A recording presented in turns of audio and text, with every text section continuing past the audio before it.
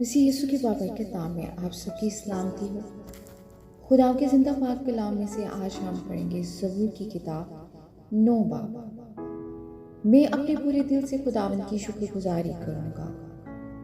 मैं तेरे सब अजीब कामों का बयान करूंगा। मैं तुझ में खुशी मनाऊंगा और मसरूर होऊंगा। आए हक ताला में तेरी सताइश करूंगा। जब मेरे दुश्मन पीछे हटते हैं तो तेरी हजूरी के सबब से लर्जिश खाते और हलाक हो जाते हैं, क्योंकि तूने मेरे हक की और मेरे मामला की तायद की है। तूने तख्त पर बैठ कर सदाकत से इंसाफ किया है। तूने कौमों को झिड़का, तूने शरीरों को हलाक किया है। तूने उनका नाम अब्दुल आबाद के लिए मिटा डाला है। दुश्मन तमाम हो गए, वो हमेशा के लिए बर्बाद हो गए। और जिन शहरों को तूने ढा दिया उनकी यादगार तक मिट गई। उसने इंसाफ के लिए अपना तख्त तैयार किया है और वही सदाकत से जहान की अदालत करेगा। वो रास्ते से कौमों का इंसाफ करेगा। खुदावंद मजलूमों के लिए ऊंचा बुर्ज होगा, मुसीबत के अयाम में ऊंचा बुर्ज। वो जो तेरा नाम जानते हैं तुझ पे तवक्कल करेंगे, क्योंकि आए खुदावंद तूने अपने तालबों को तर्क नहीं किया है।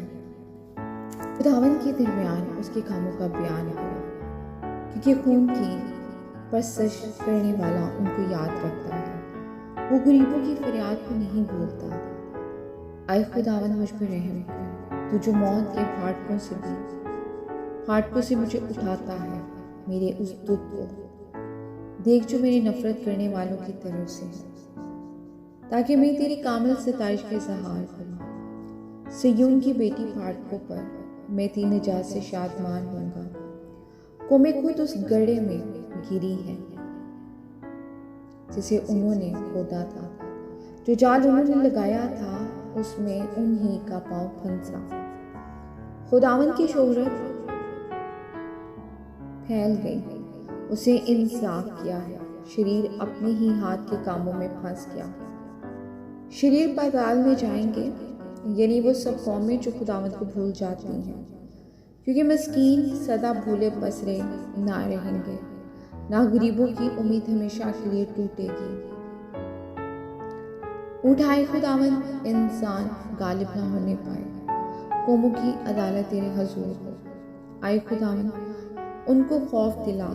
कौमें अपने आप को बशर ही जाने। आमीन।